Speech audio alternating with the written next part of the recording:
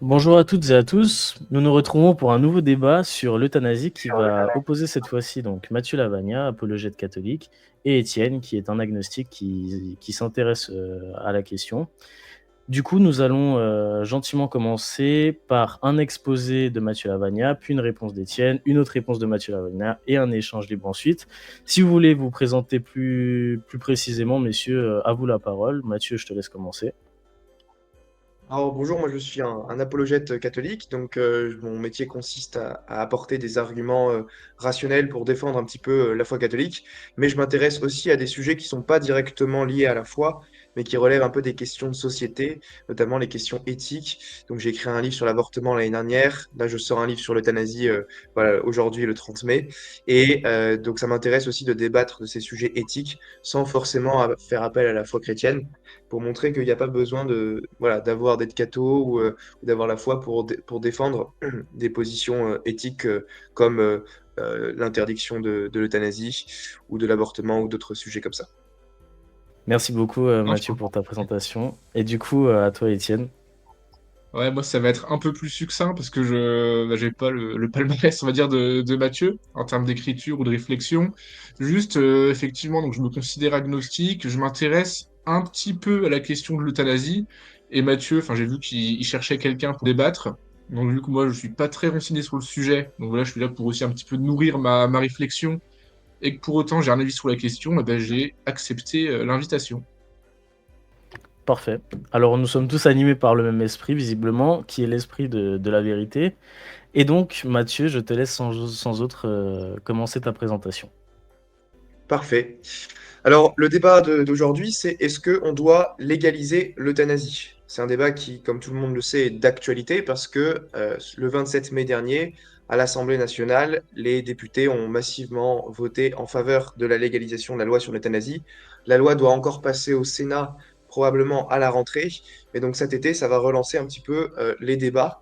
Et donc, moi, je pensais que c'était opportun d'écrire un livre sur cette question, sur les arguments rationnels, juridiques, philosophiques, contre la légalisation de l'euthanasie pour montrer pourquoi est-ce qu'on peut s'y opposer. Je prétends aussi que c'est pas une position qui est religieuse, même si je n'étais pas catho ou chrétien, je serais quand même opposé à cette loi pour des raisons qui sont non religieuses.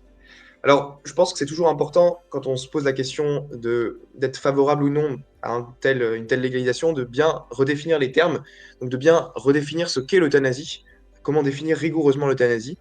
Alors, il se trouve que on peut définir l'euthanasie comme l'acte qui consiste à provoquer intentionnellement la mort d'un patient afin de soulager ses souffrances, soit par une action directe, soit en s'abstenant d'agir.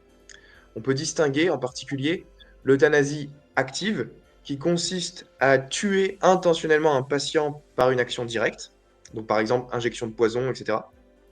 L'euthanasie passive, qui consiste, quant à elle, à tuer intentionnellement un patient de manière indirecte, par une omission. Donc, par exemple, en retirant tout traitement médical avec l'intention délibérée que le patient en meure. Par exemple, en retirant l'oxygène ou en retirant l'hydratation, que la personne en meurt finisse par mourir de soif, ce qu'on appelle une euthanasie passive. Dans les deux cas, que ce soit pour l'euthanasie active ou passive, il y a toujours cette même intention délibérée de tuer le patient. Donc c'est ça un petit peu l'euthanasie. Alors on distingue également l'euthanasie volontaire, qui est pratiquée à la demande expresse du patient, donc le patient qui dit je veux être tué. L'euthanasie non volontaire, qui est appliquée lorsque le patient n'est pas en mesure de se prononcer pour ou contre sa mise à mort et l'euthanasie involontaire qui est imposée contre la volonté du patient. Donc évidemment, les défenseurs de l'euthanasie s'opposent, je l'espère, à l'euthanasie involontaire, donc c'est pas l'objet du débat ici. Le débat entre les pros et les anti-euthanasie porte uniquement sur la moralité de l'euthanasie volontaire et non volontaire. Alors, il y a une distinction aussi à faire entre l'euthanasie et le refus de l'acharnement thérapeutique. L'acharnement thérapeutique, qu'on appelle aussi parfois obstination déraisonnable, consiste à pratiquer ou entreprendre des traitements ou des actes inutiles, disproportionnés, visant au seul maintien artificiel de la vie. L'euthanasie, au contraire, implique une volonté délibérée de provoquer la mort du patient. Tandis que le refus de l'acharnement thérapeutique consiste tout simplement à ne pas poursuivre des traitements lourds, invasifs et disproportionnés sans vouloir positivement la mort du patient. Donc il y a une vraie différence en termes d'intention. Le refus de l'acharnement thérapeutique, on ne veut pas la mort du patient, on anticipe qu'elle peut advenir, mais elle n'est pas voulue directement, ni comme fin, ni comme moyen. Alors, venons-en à mon argument central contre la légalisation de l'euthanasie. On pourrait le résumer sous forme de syllogisme. Donc, la prémisse 1 du syllogisme dit que l'homicide volontaire est immoral et devrait être illégal.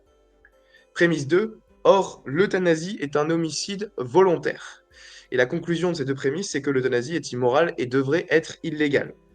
Alors ici, par homicide volontaire, j'entends l'acte de tuer intentionnellement une personne humaine innocente. C'est très important ce mot innocent ici, parce que ça laisse ouvert la possibilité qu'on puisse tuer des personnes qui sont coupables. Par exemple, en cas de légitime défense, si quelqu'un vient m'attaquer chez moi dans ma maison, la personne est un agresseur, il est coupable, et donc je peux le tuer par légitime défense. Pareil, en temps de guerre, si je suis dans le cas d'une guerre juste, les opposants du camp adverse sont des agresseurs matériels, ils ne sont pas innocents à mon égard, et donc, pour protéger mon pays, je peux les tuer par légitime défense appliquée au pays. Ou pareil, dans le cas pour ceux qui seraient favorables à la peine de mort, qu'on soit pour ou contre la peine de mort, tout le monde est d'accord pour dire qu'il ne faut pas tuer des innocents. C'est pour ça que je mets le mot innocent ici. Donc, ma définition de l'homicide volontaire est donc très précise. L'acte qui consiste à tuer intentionnellement une personne innocente. Donc, d'après cette définition, la prémisse 2 de mon argument devient indéniable. En effet, l'euthanasie se définit justement comme l'acte de provoquer intentionnellement la mort d'un patient, soit par une action directe, soit en s'abstenant d'agir, comme on l'a vu. C'est donc bien un homicide volontaire, puisque celui-ci consiste précisément à provoquer intentionnellement la mort d'une personne. C'est la définition même de l'homicide volontaire. Ainsi, tout le débat sur la légalisation de l'euthanasie repose en réalité uniquement sur la vérité de la prémisse 1. Et donc cette prémisse qui nous dit que l'homicide volontaire est immoral et devrait être illégal. Autrement dit, il est immoral et il devrait être illégal de tuer directement et volontairement une personne humaine innocente. Donc je dirais a priori, ça devrait sembler évident pour tout le monde, parce que tuer délibérément un être humain innocent revient à lui infliger la plus grande perte possible, la privation définitive de la totalité de son être. Le meurtre constitue donc une atteinte radicale à la dignité humaine en tant qu'il détruit et annihile l'existence d'une personne unique et irremplaçable. Et donc c'est pour ça que l'interdiction du meurtre d'une personne innocente est l'un des principes fondateurs de nos civilisations. Une loi légalisant l'euthanasie reviendrait ni plus ni moins à vouloir légaliser le meurtre dans certaines circonstances. Et cela provoquerait évidemment un bouleversement du rôle de la médecine, dont la finalité a toujours été de soigner et non pas de tuer. La médecine a toujours été considérée comme ayant pour finalité de protéger la vie d'autrui et non pas de détruire la vie d'autrui. Et ça, on peut le retrouver directement dans le serment d'Hippocrate. Donc Hippocrate, qui est écrit au IVe siècle avant Jésus-Christ, qui n'est pas un chrétien intégriste, hein, et qui écrit qu'il ne remettra à personne du poison, même si on le demande. Donc le poison ici, c'est en grec pharmakon thanasimon. La traduction littérale de ce mot, c'est drogue mortelle ou drogue homicide. Donc vous voyez, déjà 4 siècles avant Jésus-Christ, Hippocrate avait anticipé l'euthanasie et le rejette en matière éthique. Je rappelle que le serment d'Hippocrate est fondateur de toute la déontologie médicale. C'est le texte fondateur que tous les médecins lisent et font profession avant d'exercer leur pratique, leur métier de médecin. Alors, on aurait aussi des problèmes juridiques si on légalisait l'euthanasie, parce qu'on a le Code de santé publique qui, fidèle au serment d'Hippocrate, nous rappelle que le médecin doit accompagner le mourant jusqu'à ses derniers moments, mais qu'il n'a pas le droit de provoquer délibérément la mort. C'est marqué noir sur blanc. Il n'a pas le droit de provoquer délibérément la mort. Ce qui s'oppose à l'euthanasie, parce que l'euthanasie consiste justement à provoquer délibérément la mort. On aurait aussi un problème parce que l'euthanasie violerait non seulement le Code de santé publique, mais aussi, et plus important, l'article 2 de la Convention européenne des droits de l'homme, qui affirme que la mort ne peut être infligée à quiconque intentionnellement. J'invoque cette Convention européenne des droits de l'homme parce que notre République laïque dit adhérer au principe de cette Convention européenne. Et donc, notre République ne peut pas légaliser l'euthanasie sans s'auto-contredire dans ses principes fondamentaux. Du coup, ça impliquerait de rejeter ce que dit la Convention européenne des droits de l'homme. Et d'ailleurs, on peut dire que d'après le code pénal actuel, légaliser l'euthanasie reviendrait à légaliser le meurtre dans certaines circonstances. Pourquoi? Eh bien parce que l'article 221.1 du code pénal dispose que le fait de donner volontairement la mort à autrui constitue un meurtre. Donc ce que ça veut dire, ça veut dire que la définition du meurtre dans le code pénal, c'est le fait de donner volontairement la mort à autrui. Or, l'euthanasie, par définition, consiste à donner volontairement la mort à autrui. Donc, l'euthanasie est assimilable au meurtre dans le code pénal, et le code pénal poursuit en disant que le meurtre est puni de réclusion criminelle à perpétuité. Donc, il y a de vrais problèmes juridiques. Donc, ce sont les partisans de ce bouleversement du rôle de la médecine et de l'évolution du code pénal à qui incombe la charge de la preuve.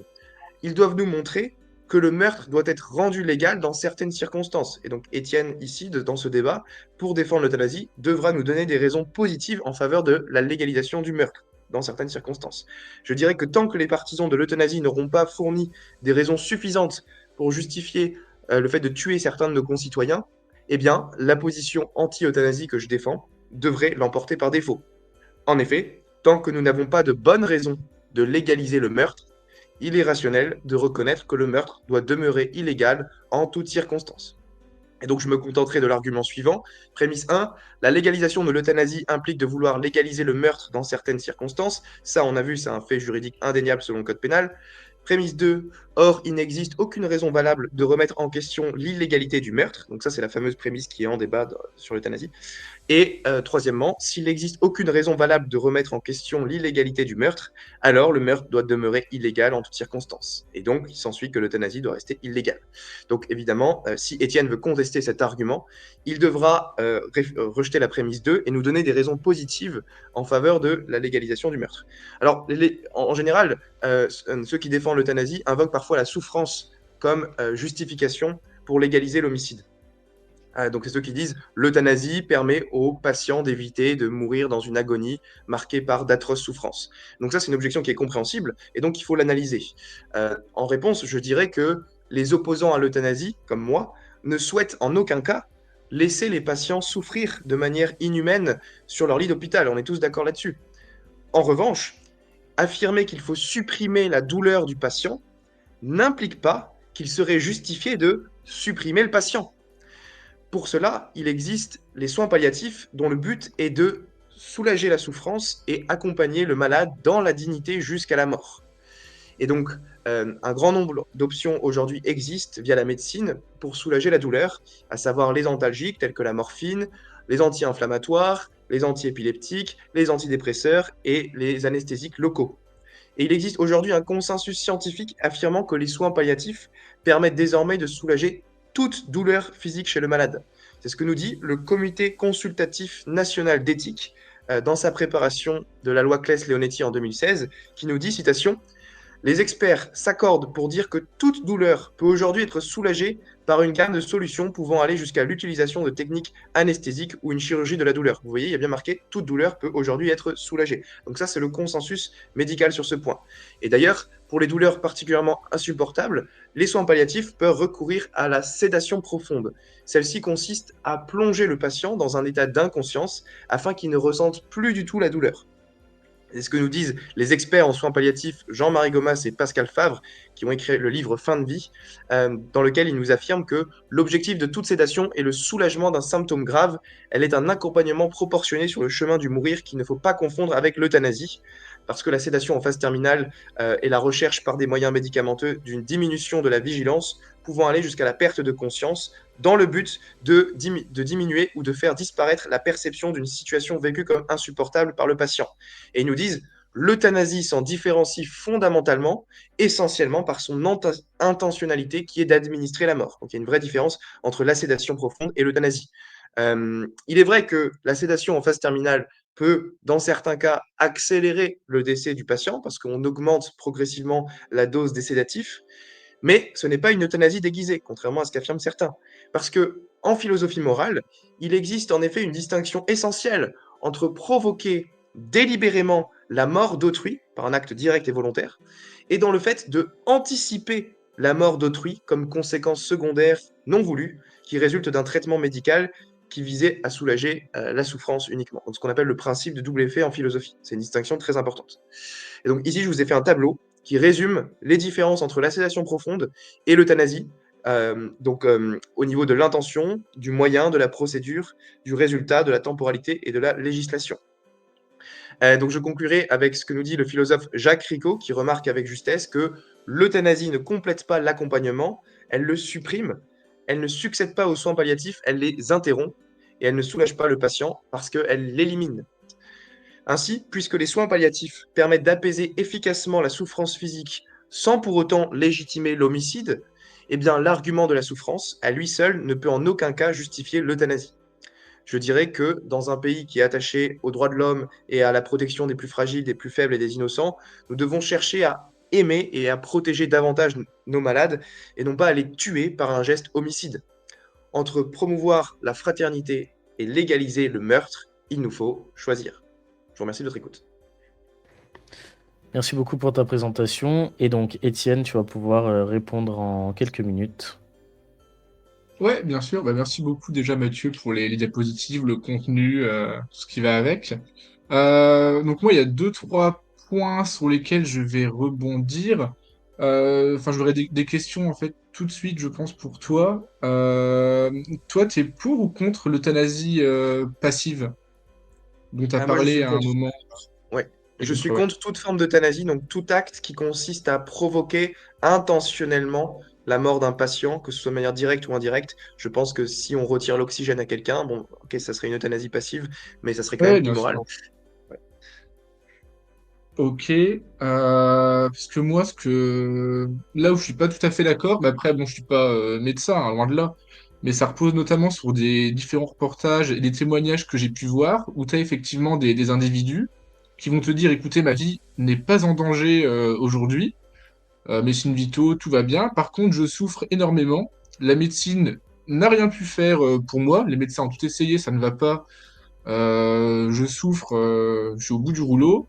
J'ai envie de mettre fin à mes jours. Je suis totalement conscient de ce que ça représente.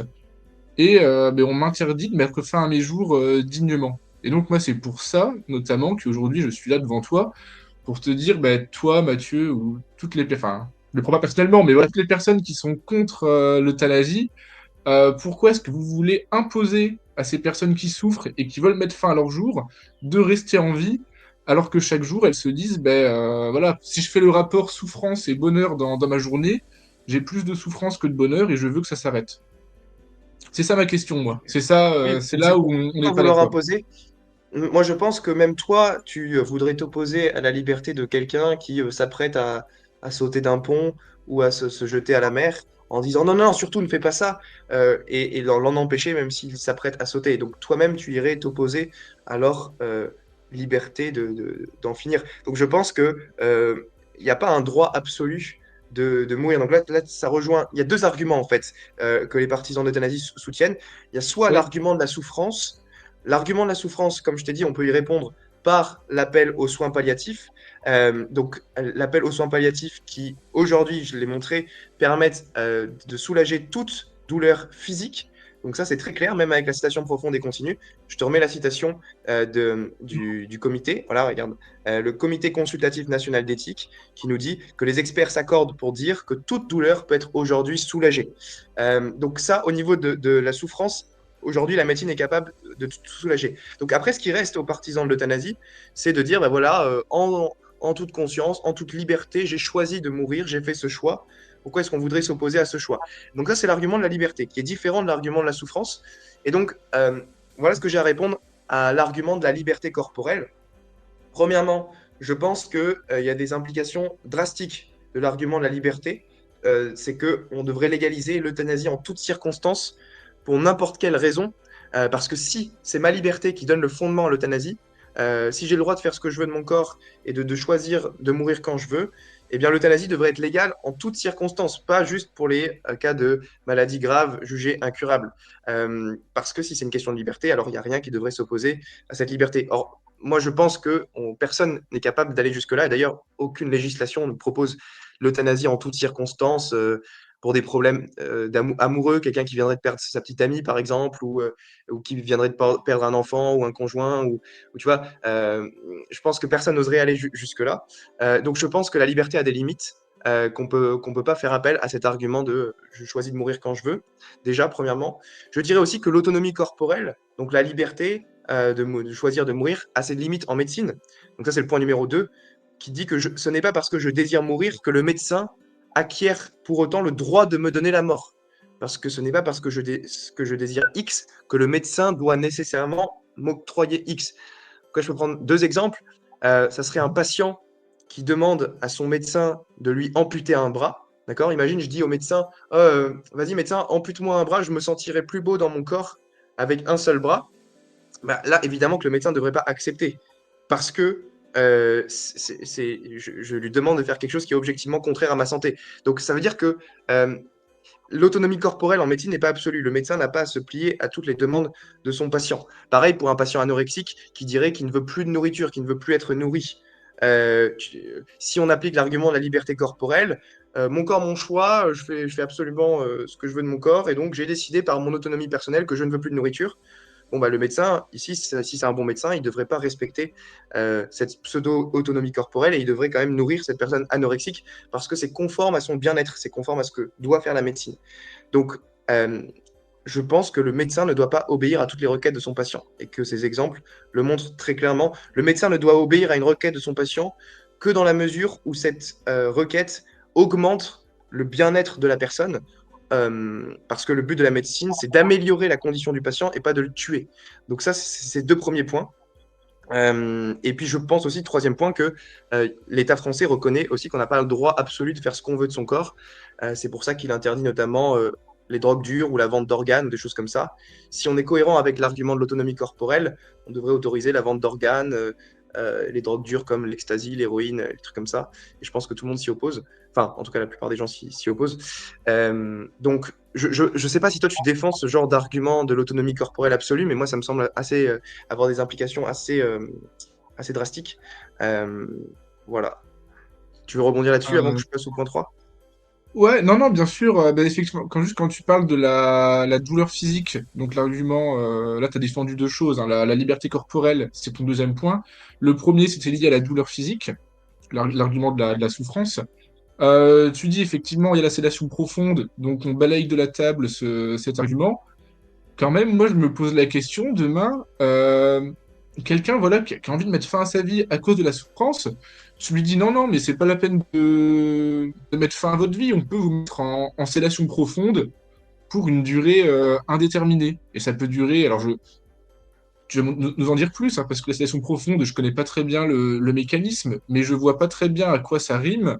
Parce que la sédation profonde, j'ai l'impression, comment tu te l'as décrit, c'est vraiment quand tu vas être en fin de vie et ça va peut-être accélérer un petit peu le décès. C'est quelque chose qu'on met en place quand il y a une grande souffrance, mais également quand les signes vitaux sont engagés.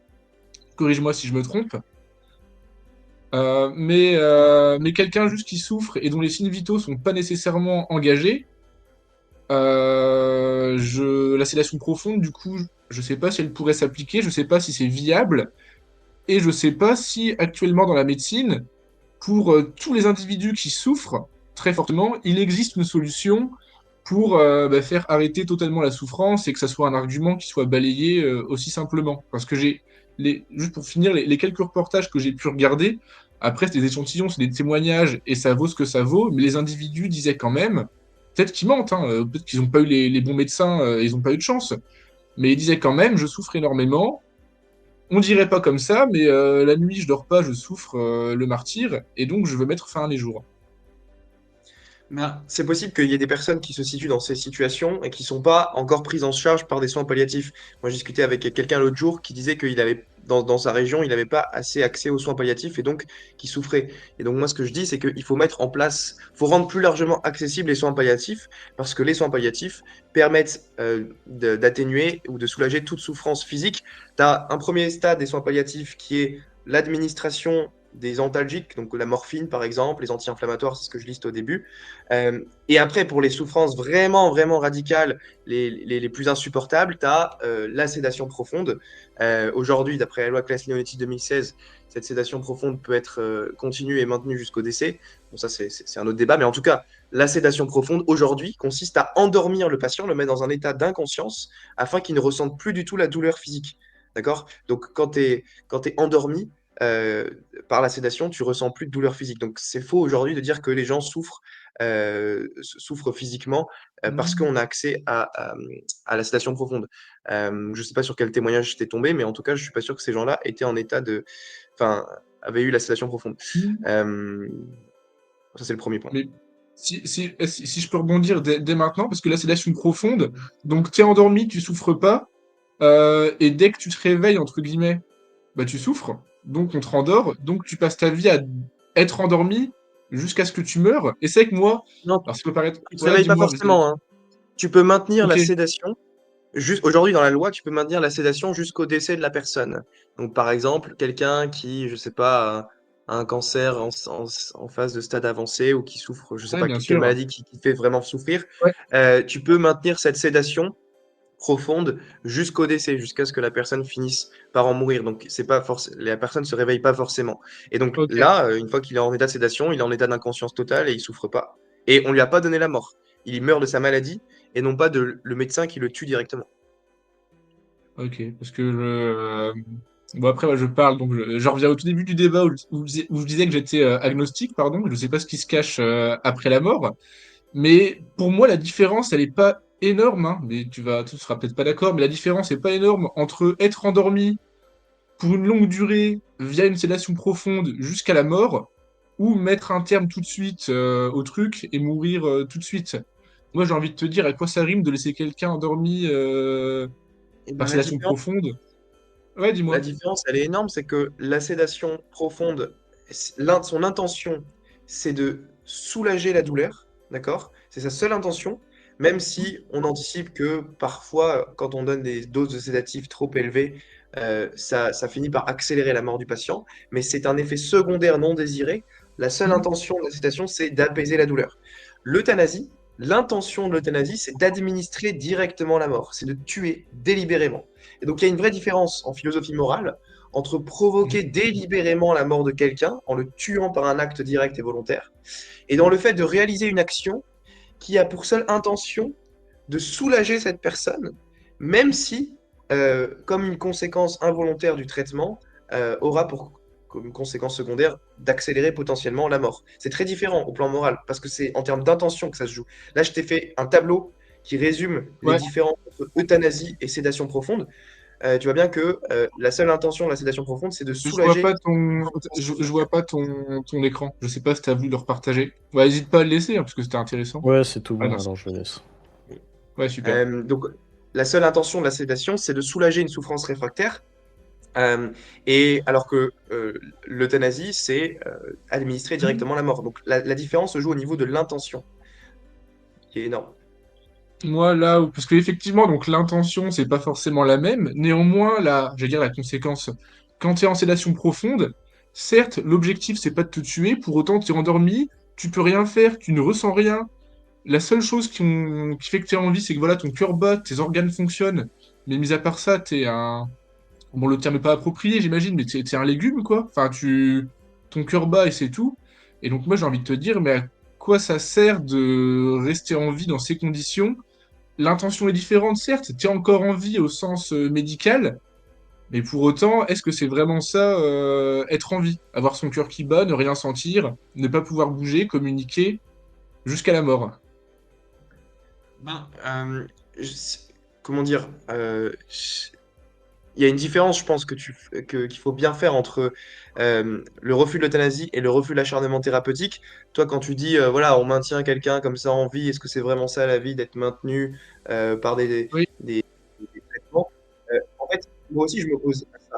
L'acharnement thérapeutique, tout à l'heure, j'ai dit que c'était euh, d'entreprendre des moyens disproportionnés qui visent au seul maintien artificiel de la vie. Donc moi, je suis contre le fait qu'on s'acharne pour maintenir coûte que coûte quelqu'un en vie alors qu'il est sur le chemin de la mort. Et parfois, il vaut mieux retirer les traitements et laisser partir la personne. Mais c'est très différent de laisser partir la personne qui va mourir naturellement de sa propre maladie et le fait d'administrer un poison pour la tuer. Tu vois la différence? Dans un cas, on commet un homicide volontaire et dans un autre cas, on retire un traitement inutile, disproportionné, tout en anticipant que ça aboutira naturellement à la mort de la personne. Mais c'est la maladie qui cause la mort de la personne et non pas le médecin qui cause la mort de la personne. et c'est là où je rebondis sur l'euthanasie passive. Oui, c'est pas la même Où moi, chose je... parce que Ouais, l'euthanasie passive, tu as l'intention de mettre la personne à mort, mais par un moyen indirect. Par exemple, si je te retire ton hydratation, si je te fais mourir de soif, eh ben, je t'ai retiré un élément essentiel à ta survie. Je t'ai retiré un soin ordinaire. Et donc, c'est quand même mettre à mort intentionnellement quelqu'un. Parce que là, on retire un soin ordinaire. Il faut bien distinguer un traitement, un traitement et un soin. Un soin, c'est ce qui est normalement dû à la personne. Donc oxygène, nutrition, Hmm. hydratation, ça c'est les soins ordinaires. Et les traitements, là, c'est quelque chose de supplémentaire. C'est par exemple le fait d'être branché à une machine qui va te, je sais pas, je suis pas expert en médecine, mais tu vois, Ouais, un mais je traitement, tentais. c'est quelque Ouais, ouais. chose qui relève pas du soin ordinaire et Ah, primaire. je vois ce que Et tu donc veux moi, ce dire. que je dis, c'est que tout patient a un droit aux soins ordinaires et primaires, tant que ça empire pas sa condition. Mais donc on n'a pas le droit de retirer la nutrition ou l'hydratation, sauf si ça empire la condition du patient, mais ça arrive presque jamais en pratique, en tout cas pour l'hydratation. Mais on peut retirer des traitements qui sont disproportionnés, qui visent au seul maintien artificiel de la vie. Ça, d'ailleurs, c'est tout à fait légal de faire ça, euh, Hmm. depuis la loi Leonetti. Ok. Et bon, on va reprendre un. Enfin, du coup, très intéressant.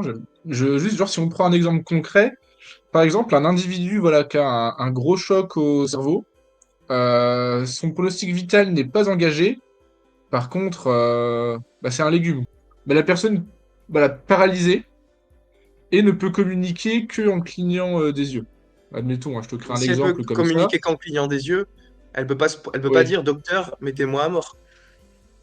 Bah non, mais on lui dit, écoute, si tu veux qu'on te mette à mort, cligne 5 fois des yeux. Sinon, tu répètes l'opération plusieurs fois pour être certain que la personne comprenne bien. En fait, mais c'est possible, hein, t'as des. Ouais. Ça me paraît pas Ah, hallucinant. je La suis personne d'accord que ça fait communique. partie des, Je suis d'accord que ça fait partie des cas difficiles, Oui. mais je pense, je suis contre quand même qu'on puisse commettre un meurtre à l'égard de cette Mhm. personne, juste parce qu'elle est gravement amoindrie physiquement. Je pense que le meurtre doit rester illégal en toutes circonstances et que de toute façon, quand on cherche à faire une loi, on ne peut pas se fonder sur des cas particuliers ultra minoritaires, il faut regarder la grande majorité des cas. Tu vois, c'est comme quand tu fais les règles pour le code de la route, tu fixes la limite de vitesse à 130, même si tu sais que tu auras peut-être des cas marginaux où tu dois faire du 160 pour aller Mhm. amener ta fille à l'hôpital en cas d'urgence. Mais le but d'une loi, c'est pas de se fonder sur des cas particuliers marginaux, c'est de faire quelque chose de général qui peut s'adresser à la grande majorité des cas. Et parce que si on fait pas ça, on va à la dérive tout de suite. Et d'ailleurs, les lois qui ont autorisé l'euthanasie dans les autres pays, peut-être que tu le sais pas, mais les euthanasies ont fait que croître, augmenter sans cesse, que ce soit en Belgique, aux Pays-Bas, dans les États aux États-Unis. Donc, on peut toujours faire appel à tel ou tel témoignage de cas extrêmes d'une personne en particulier, mais en ce qui concerne la loi, la législation qui doit s'appliquer à tous, euh, on peut pas raisonner comme ça. Il faut raisonner avec des principes généraux. Tu vois ce que je veux dire? Ouais, ouais, non, ça c'est intéressant. Juste, alors je me suis pas renseigné effectivement sur l'augmentation du nombre d'euthanasies dans les autres pays. Je pense pas pour autant que ça va faire qu'augmenter indéfiniment. Les arbres ne poussent pas jusqu'au ciel. Il y a bien un moment où ça va se Bah stabiliser, justement, d'autant plus parle- qu'actuellement, tu as parle- quand même des personnes. Ouais, non, vas-y, dis-moi.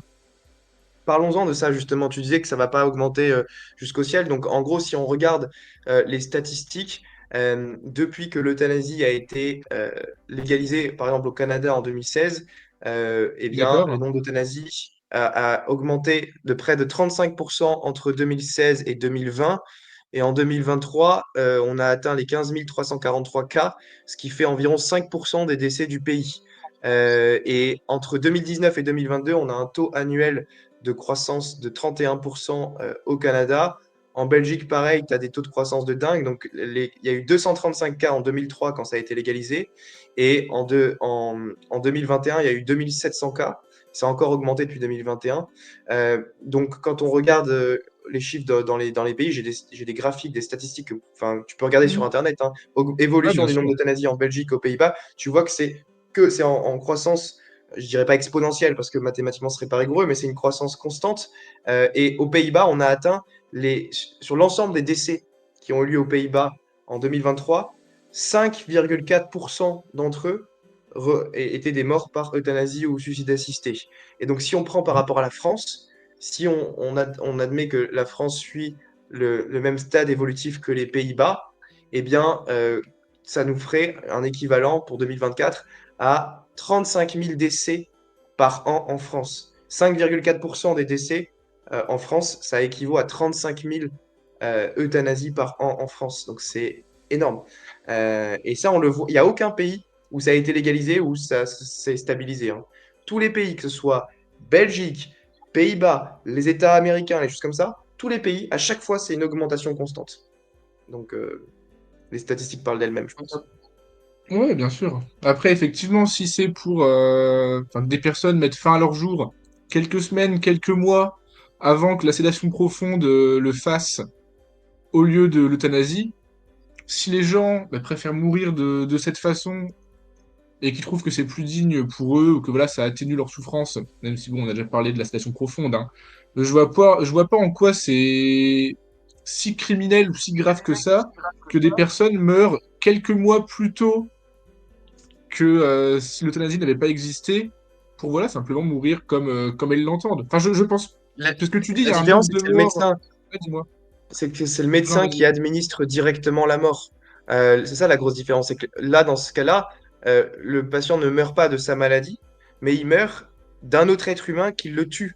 Et donc, Mhm. ça fait que dans le cas de la médecine, les médecins deviennent des bourreaux, entre guillemets, des meurtriers au sens du code pénal. C'est ça la grosse différence. C'est sur le moyen utilisé pour la mise à mort et l'intention. Et donc, ça crée un bouleversement du rôle de la médecine, comme je te disais tout à l'heure. Est-ce que tu es d'accord avec moi que la médecine a pour finalité d'améliorer la condition du patient et non pas de détruire la condition du patient? Ça, oui, ça, je suis d'accord avec ce. Enfin, oui, Bon, bah, ça, la quand médecine tu ne peut pas tuer l'évoques. alors. Si tu es d'accord avec Bah, moi il que y a la un moment, médecine ne peut pas détruire la condition du patient, a fortiori, tu es d'accord pour dire que la médecine ne peut pas tuer délibérément le patient. il y a, il y a un moment, après, bah, je suis beaucoup donc, sur l'argument de la douleur, ou voilà, on reprend l'exemple que tu as un petit peu. Tu m'as dit, c'est un cas particulier, on va pas trop en parler, mais de la personne qui est paralysée, qui cligne des yeux. Cette personne-là, elle souffre. Alors, si tu veux, on pourrait inventer un autre métier qui serait pas médecin, mais qui serait bourreau. Enfin, c'est un peu moche, hein, vu comme ça, mais voilà, qui serait différent de la médecine pour justement mettre un terme à la vie de ces personnes qui souffrent et qui veulent Elle ne souffre en pas. finir. Je suis pas d'accord avec toi, Étienne. Elle ne souffre pas parce que si tu la mets sous sédation profonde, elle ne souffre pas. Mais donc, la personne, on reprend, mais c'est un exemple particulier, mais ça m'intéresse quand même si c'est que un cas parmi un certain nombre. La personne qui est paraplégique, qui ne peut que cligner des yeux, dont les signes vitaux ne sont pas engagés, toi, tu voudrais qu'on la mette en sédation profonde pendant 40 ans et qu'elle meure, Non, je sais non, pas, de non, pas vieillesse forcément. dans... Non, je dirais que, alors moi je suis pas médecin, je pratique pas des sédations profondes, mais je pense Ouais, que bien sûr. euh, ces personnes-là, c'est au corps médical de juger s'il est bon d'entreprendre une sédation profonde ou non, ou alors si d'autres antalgiques ou anesthésiques suffisent à supprimer la douleur. En tout cas, je dirais pas que les médecins ont le droit de l'empoisonner, enfin de tuer directement cette personne, effectivement. Euh, non, c'est pas le rôle de la médecine. Mhm. Et tu me parlais effectivement du nombre de voilà d'euthanasie qui ne cesse d'augmenter et qu'après ça va être un petit peu la porte ouverte à tous les abus du fait que si on demande au médecin de nous couper un bras, bah, il ne devrait pas être amené à le faire, même si le patient en exprime l'envie. Là, je te rejoins. Pour autant, dans la loi, je me suis renseigné que d'assez loin, même malgré ma présence aujourd'hui, mais sur la loi qui est passée sur la fin de vie, par exemple, et c'est pareil dans les autres pays, il y a quand même un certain nombre de garde-fous qui sont là pour justement essayer de s'assurer que les personnes qui ont recours à l'euthanasie bah, ne remplissent un certain nombre de critères où justement on peut se dire quand même, bon ok, tuer des gens c'est mal. Là, pour autant, vu tous les critères qui sont remplis, la souffrance et la condition du patient, c'est dans son intérêt au patient, ou en tout cas, bah, je peux me mettre à sa place, c'est dans son intérêt d'avoir recours à l'euthanasie si il en exprime la volonté. Pour l'instant, les critères sont restreints, mais tu verras qu'ils vont s'élargir peu à peu. Par exemple, là, ils disent en France qu'il faut être majeur. Mais tu sais que l'euthanasie pour mineurs, a été Ouais. légalisé en Belgique juste Oui. après, enfin quelques années après sa légalisation. Donc en fait, ils y vont petit à petit. Mais là, pour l'instant, vu que c'est la première fois qu'ils essaient de faire passer ça, ils donnent des critères Mhm. un peu stricts, mais petit à petit, ça Mhm. s'étend. Tu vois, en 2014, donc environ 12 ans après la légalisation en Belgique, ça y est, ça a été devenu légal pour les mineurs. Pareil, aux Mhm. Pays-Bas, on peut désormais euthanasier des mineurs de plus de 12 ans s'ils peuvent donner leur consentement. Donc, Mhm. c'est la pente glissante, en fait. On le voit dans les autres pays, la pente glissante qui, de plus en plus, élargit les critères. Et c'est logique, avec la logique de la liberté. Encore une fois, il y a deux Oui, manières de oui, défendre l'euthanasie, à mon avis. Soit la souffrance, mais là, on répond par les soins palliatifs qui permettent d'abréger toute souffrance, de soulager toute souffrance. Soit on dit, OK, non, c'est pas la souffrance, c'est la liberté. C'est l'argument de je suis libre de disposer de mon corps, de ma vie, c'est à moi de choisir de mourir quand je veux. Le oui. problème de ça, comme je disais au début, c'est que si on est cohérent avec ce principe, il y a plus de limite. Il n'y a même plus besoin de montrer que tu as une pathologie grave, incurable. Non, si c'est ma liberté qui décide, l'euthanasie doit être légale en toutes circonstances. J'ai perdu Mhm. ma petite amie, j'ai perdu mon amoureux aller au lycée ou dans mes études, ou alors j'ai raté mon concours de médecine, je pense avoir raté ma vie, je fais une dépression qui génère en moi des symptômes, enfin une souffrance psychique que je juge insupportable. Bon, ben, hop, l'État, ça y est, me donne le moyen de demander l'aide active à mourir. Et donc, tu vois très bien que ce à quoi ça va mener, ça. Il suffit de regarder ce qui s'est passé dans les autres pays à l'étranger.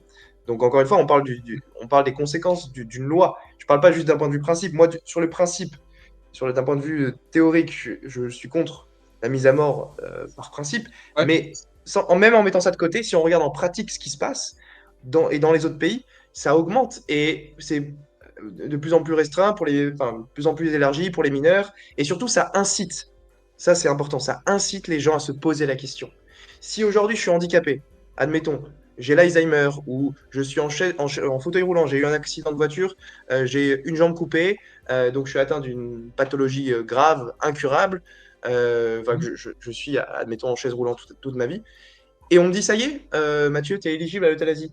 Bon, bah évidemment que le gars, enfin, il va se poser la question pour lui-même. Mhm. Ouais, Euh, bien sûr. Tu vois? Et donc, ça crée une pensée malsaine où les gens se disent, ah bah ok, moi je remplis désormais ces critères, peut-être qu'il faudrait que je me pose la question.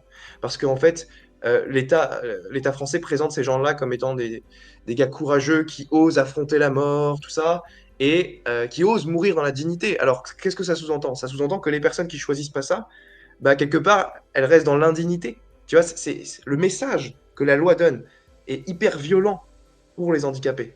Je sais pas si tu te rends compte de ça. Ouais, non, si, si, ça, effectivement, et c'est un témoignage aussi que j'ai pu voir donc de personnes qui sont en situation de handicap et qui disent, moi, je le prends comme une gifle dans la figure, quoi. Et ça, je l'entends tout à fait. Ouais. Après, pour autant, moi, ce que j'ai envie de répondre, c'est pas parce qu'on octroie davantage de, enfin, et ça, on est bien d'accord, et c'est très clair dans les textes, hein, où ça a été dit, on ne force personne à s'euthanasier. Enfin, du coup, là, ça relèverait de l'euthanasie involontaire. Je reprends les termes évoqués qui étaient bien. Donc l'objectif, c'est pas du tout pour des personnes qui sont en situation de handicap de se sentir obligées d'avoir recours à l'euthanasie, loin de là. C'est au contraire les personnes qui sont en situation de handicap, qui veulent mettre fin à leur vie parce que trop de souffrance, bah, de leur donner cette option supplémentaire. Et donc c'est simplement un ajout de liberté. Et donc, alors chacun voilà, va l'interpréter et le ressentir différemment, mais en théorie, le fait d'ajouter une liberté qui ne nuit pas à autrui, parce que c'est une liberté pour l'euthanasie, donc c'est pour se nuire entre guillemets à soi-même parce qu'on estime que c'est dans son intérêt, vu que c'est un ajout de liberté, c'est pas censé bah, avoir des faits délétères. Attention, En déjà un théorie, ajout de après en liberté, pratique. on dit, comme tu dis, cette liberté n'enlèvera rien à personne, tout ça. Mais le problème, c'est Mhm, que, euh, en fait, cette liberté, si les gens acquièrent un droit à se faire tuer, en fait, cela mhm, implique un devoir pour un médecin de pratiquer un homicide. Déjà, si j'acquiers un droit de faire X, ça implique qu'il y a une autre personne dans la société qui aura un devoir de m'octroyer X. Bon, mhm. Donc c'est faux de dire que l'euthanasie, c'est juste une liberté supplémentaire qui n'imposera rien à personne. Ça imposera à certains médecins Hmm. de commettre des homicides. Mais encore une fois, même si on n'impose pas aux autres handicapés de se donner la mort, euh, on, on- on fait en sorte qu'ils en viennent à se poser la question. Parce que si on présente l'euthanasie ou le suicide assisté comme un choix légitime, alors c'est inévitable que de nombreuses personnes qui sont dans ces situations, qui remplissent les critères, en viennent à se poser la question pour eux-mêmes. Et donc, c'est ce que disent les docteurs Favre et Gomas dans leur livre, et ils nous disent, il s'avère illusoire de considérer un individu de manière isolée, parce que l'agir de chacun résonne sur l'agir des autres. Les Hmm. conséquences d'une euthanasie pèsent non seulement sur les proches, mais aussi sur les autres patients atteints de pathologies similaires. Et donc, ils nous disent, ces Hmm. derniers sont alors amenés à concevoir une hypothèse à laquelle ils n'auraient pas probablement pensé sans cette proposition. Et on le voit hein, dans les autres pays, de plus en plus de patients se posent la question. Et ceux qui refusent, ceux qui disent non, moi je veux pas mourir comme ça, ben, euh, ils sont vus un peu comme ceux qui veulent mourir dans l'indignité, tu vois. Si je te dis, ouais, choisir de mourir dans l'euthanasie, c'est mourir dans la dignité, moi je veux une mort digne, qu'est-ce que ça renvoie comme message? Ça renvoie comme message que ceux qui ne font pas ce choix, eh bien, meurent dans l'indignité. Et ça, c'est hyper violent en fait. C'est assez violent. Et je suis d'accord. Après, moi, c'est vrai que j'aurais quand même du mal à dire à quelqu'un voilà, qui souffre, qui a un handicap très lourd, qui veut mettre fin à ses jours. Écoute, je suis désolé, on ne peut pas mettre fin à tes jours parce que ça risque de heurter la sensibilité des autres personnes en situation de handicap. L'idée de ça va heurter les autres personnes atteintes de handicap, c'est un argument secondaire. C'est pas mon argument Hmm. principal. L'argument principal, c'est que c'est pas à la médecine de donner délibérément la mort, parce que la finalité de la médecine, c'est de soigner, pas de tuer. C'est d'améliorer la condition du patient, pas de détruire le patient. Donc c'est ça l'argument. Pourquoi il faudrait s'opposer à une Hmm. telle mise à mort? Les conséquences sur les autres, bon, c'est secondaire. Oui, oui, oui. C'est Non, pas mais la je raison dirais quand principale, tu même. vois. Oui, oui, mais c'est quand même un argument qui peut s'entendre.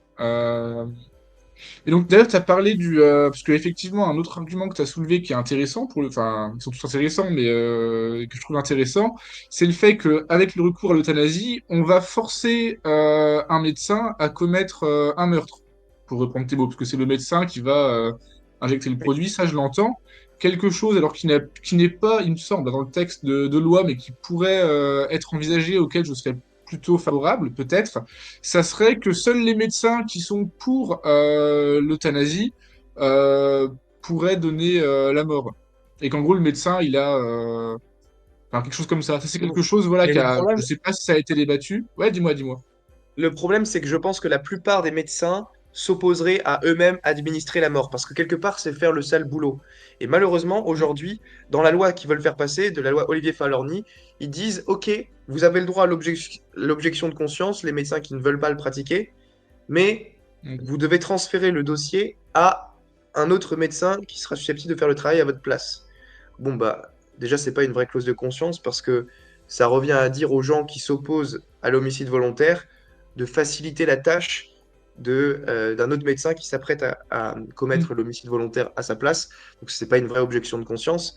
Et surtout, je pense pas que la plupart des médecins seraient d'accord ou voudraient spontanément Hmm. euthanasier leurs patients. Enfin, quand on interroge le Comité national de l'ordre des médecins, il me semble, d'après les dernières statistiques, alors ça date de 2022 que j'avais regardé, mais que la majorité des médecins s'opposent à cette loi. Euh, donc, Hmm. Ouais, non, ah mais oui, j'entends. imagine, Mais là, imagine, tu t'engages dans la médecine. Moi, je me mets à la place d'un médecin. Je me dis, OK, j'ai la vocation de médecin. Mon rôle, mon but dans la vie, c'est d'aider les gens, de soigner les gens, d'améliorer la condition de mes malades, d'être là auprès d'eux, de leur redonner la joie de vivre. Et là, d'un seul coup, la loi me dit, ah bah, ça y est, vous pouvez tuer délibérément vos patients qui en font la demande. Moi, en tant que médecin, je me dirais, mais non, je ne peux pas faire ça. C'est pas pour ça que j'ai signé. C'est pas pour ça que j'ai professé le serment d'Hippocrate au début de ma vocation de médecin. Donc, je pense pas que la plupart des médecins accepteront de pratiquer des euthanasies. Et même hmm. s'ils l'acceptaient, ça ne justifierait pas l'acte. C'est pas parce qu'il y a des gens qui acceptent de commettre des meurtres que le meurtre est justifiable en tant que Oui, tel. oui, bien sûr, oui, oui. Mais effectivement, moi, je me mettrais à la place d'un médecin, donc, même vocation, sauver des vies, faire le bien autour de moi, qui rencontre une dame de 70 ans, cancer du pancréas en phase terminale, qui dit, écoutez, je souffre, je sais que je vais mourir, Ma condition de vie se dégrade chaque jour. Voilà, j'ai assez vécu, je suis encore lucide, j'ai encore toute ma tête. La façon dont j'aimerais partir, moi, c'est comme ça, euthanasie. Est-ce que vous pourriez, s'il vous plaît, me rendre ces services? Je vous en serais infiniment reconnaissant. Dans tous les cas, je vais mourir, patati patata. Ça peut s'entendre aussi. Ça peut, je trouve que, mais ça peut s'entendre aussi, je trouve. Et moi, c'est Oui, la position que je défends. mais ça répond pas à l'ensemble des arguments sur la finalité de la médecine, sur la différence d'intention entre Hmm. les soins palliatifs et l'euthanasie. Tu peux dire, moi, a priori, ça me semble acceptable, mais ça répond aucunement aux arguments de fond que j'ai donnés précédemment. Ouais, ouais. Parce que tu me dis, le but de la médecine, c'est d'améliorer la qualité de vie, enfin la qualité, d'améliorer D'améliorer la la vie des condition du gens. patient et pas de détruire le patient. Enfin, merci, tu le dis beaucoup mieux que moi. Mais bon, mais dans ce cas, on invente une nouvelle science, une branche de la médecine ou ce que tu veux, dont le but serait simplement de mettre un terme à la vie des gens pour qui la médecine ne peut rien ou ne peut rien faire de notable et qui, voilà, c'est des gens qui sont condamnés, qui souffrent. Donc ce serait pas la médecine, ce serait autre chose. On appelle ça, c'est une nouvelle science, hein, peut-être Oui, que ça mais existe même que déjà. ce soit pas de la médecine, même si c'est pas les médecins qui font ça et que c'est des bourreaux qui ont été Oui, spécifiquement ouais, désignés, exactement. Oui. ça revient quand même, cher Étienne, à légaliser le meurtre. Donc tu es favorable à la légalisation du Ah oui. meurtre. Légaliser le Ah, meurtre bah, pour soi-même, enfin du coup l'euthanasie en l'occurrence, hein, c'est pas le meurtre, voilà. Enfin pour légaliser l'euthanasie sous certaines conditions, effectivement j'y suis favorable. même en dehors du cadre du rôle de la médecine, je pense pas qu'une société qui légalise le meurtre à l'égard d'autrui, déjà qui accepterait de faire ce métier? Si tu crées ce secteur à part de la médecine, en mode les bourreaux qui sont censés exécuter ceux qui sont en Oui. demande de mort, qui a envie de faire ce métier? Enfin, je veux dire, Ah mais il y a c'est... des Mais morts, il y a bref. bien des éboueurs, il y a plein de gens qui font des métiers qu'ils n'ont pas forcément envie de faire, hein. Ça c'est là, ouais, ça c'est la première chose. Et la seconde, parce que tu me dis oui les bourreaux et tout, enfin, voilà, forcément bon c'est pas le métier le plus glamour du monde. Pour autant le prisme par lequel moi je le vois ce métier, c'est simplement de mettre un terme à la douleur de personnes qui expriment le besoin. Et pour mettre un terme à la douleur de ces gens on met un terme à la vie des patients, en l'occurrence. Et voilà, donc on Mais supprime le patient, Étienne, c'est bien je ce t'ai que déjà tu dis. dit que pour mettre Oui, un terme à la douleur, c'est déjà résolu ça, par les soins palliatifs. Donc c'est pas la douleur qui est en question. Si tu me dis l'argument de la douleur, je te réponds par les soins palliatifs et par la sédation profonde. Et si tu me donnes l'argument de l'autonomie, la liberté personnelle, je te réponds ce que je t'ai répondu sur cette slide. mhm. Donc il faut choisir. Soit tu choisis l'argument de la douleur, soit tu choisis l'argument de la liberté. Mais au moment là, tu me ressors l'argument de la douleur une énième fois, mais j'y ai déjà Ouais. répondu. L'alternative, l'alternative à l'euthanasie, c'est pas de laisser les mecs crever dans la douleur, dans l'agonie. On est d'accord là-dessus, tout le monde est Mhm. d'accord.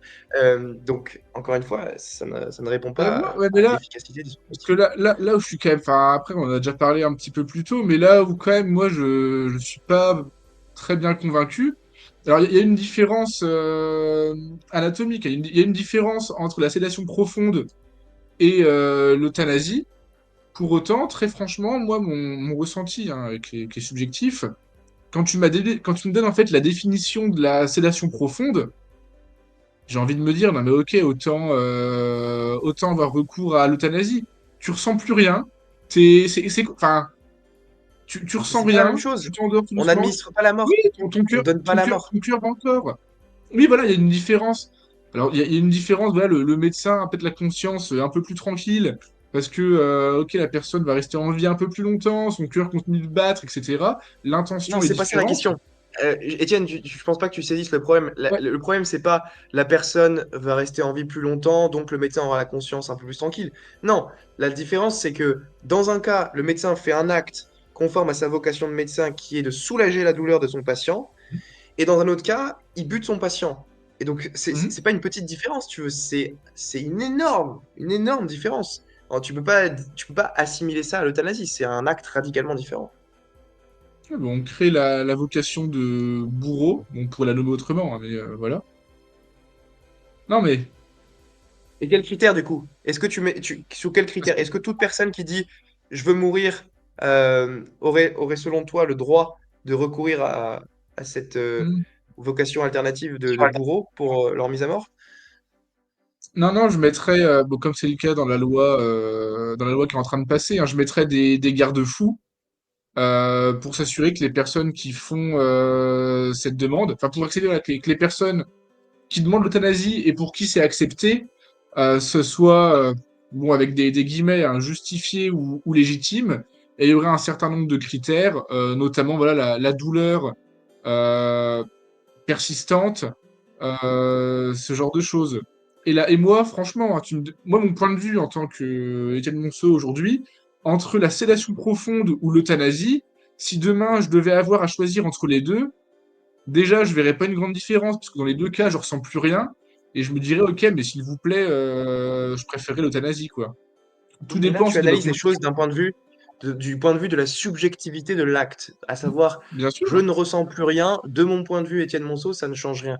Oui, mais il n'y a pas que ton oui. point de vue subjectif qui compte, il y a l'objectivité de l'acte qui est posée avec les distinctions philosophiques pertinentes liées à l'intention. D'un côté, l'intention d'apaiser la douleur, et de l'autre côté, l'intention d'administrer directement la mort, en légalisant l'homicide. C'est juste deux mondes différents, même si toi, subjectivement, tu vas pas trop sentir la différence, la réalité ne se réduit pas à ton ressenti subjectif. Bah, en l'occurrence, vu que ça. Enfin, je suis quand même le principal concerné. Moi, je vous rassure, je suis en très Non, bonne le médecin santé, hein, mais aussi. Le médecin aussi est concerné. et si le bourreau, il est ravi de. Si on crée le poste de bourreau qui est ravi, enfin ravi, j'exagère un peu, mais voilà, qui voudrait bien me donner la mort parce que moi, c'est ce que je souhaite, et lui il me dit, bah écoutez, monsieur, effectivement, là, ça va être soit la sédation profonde, soit l'euthanasie. Parce que moi, franchement, enfin, là, je sais que t'as beaucoup répété, donc soit c'est moi qui comprends pas. Parce que la sédation profonde, je te le dis, ça me donne pas envie du tout, hein. C'est pas très On va vendeur comme peut-être truc. conclure L'euthanasie sur, non plus, sur quoi. ton argument, Ouais. Étienne. Je te laisse du coup le finir et puis Mathieu répondra et puis ensuite je vous laisserai Non, conclure mais un petit moment. ça fait, moi j'ai, on dirait, moi je suis un peu un vieux disque rayé là qui tourne en boucle sur le même truc, donc où là j'ai un peu de mal à cerner la différence pour le patient sur la sédation profonde et l'euthanasie. Mais si tu veux, Mathieu, je peux te laisser le mot de la fin. Oui, merci Étienne. Donc la différence sur la sédation profonde et l'euthanasie, je l'ai mis là à l'écran sur le tableau qui fait bien la distinction entre les deux, à savoir au niveau de l'intention, du moyen, de la procédure, etc. Euh, Encore une fois, je me répète un peu, mais la différence, c'est une différence d'intention. L'euthanasie, son intention, c'est de donner directement la mort à quelqu'un, c'est de commettre un homicide à l'égard de cette personne. L'intention de la sédation, c'est uniquement de soulager la souffrance, même si il peut y avoir une conséquence secondaire non voulue qui résulte dans la mort du patient. C'est très différent au plan en philosophie morale, dans le fait d'anticiper un effet secondaire non désiré et dans le fait d'administrer directement cet effet par un acte intentionnel. Donc voilà la différence. Et pour conclure, moi je dirais que je m'oppose à la légalisation de l'homicide volontaire et que je pense que les partisans de l'euthanasie sont fondés sur deux arguments, la souffrance et la liberté. J'ai répondu d'un côté à la souffrance par l'alternative des soins palliatifs et de la sédation profonde, et à la liberté par les arguments que je vous ai explicités tout à l'heure. Donc je pense qu'on tourne un peu en boucle, donc je n'y reviendrai pas, mais en tout cas merci Étienne d'avoir accepté de discuter avec moi de ce sujet. Bah, merci à toi, Mathieu. Merci, David, pour la modération. Eh ben, merci à vous deux d'avoir pris part à ce débat très pertinent. Merci d'avoir exprimé vos points de vue, toujours avec respect envers l'autre. Merci beaucoup aux auditeurs qui ont suivi ce débat en intégralité. Je vous laisse du coup aller voir les autres débats de Mathieu Lavagna sur sa chaîne. Je sais pas si tu as une chaîne, Étienne, mais du Non. coup, bon, d'accord. Allez voir les autres débats sur la chaîne de Mathieu, se procurer son livre qui va sortir prochainement, et puis s'abonner Qui est si sorti? envie vous en. Qui est sorti, ça y est. Qui est sorti? Ah bon, mais parfait. Ben alors, allez acheter le livre Aujourd'hui. de Aujourd'hui. Mathieu. Aujourd'hui, ouais, c'est parfait. Et puis, à la prochaine. Au revoir. Merci, à la prochaine. Salut. Ciao. Ciao, ciao.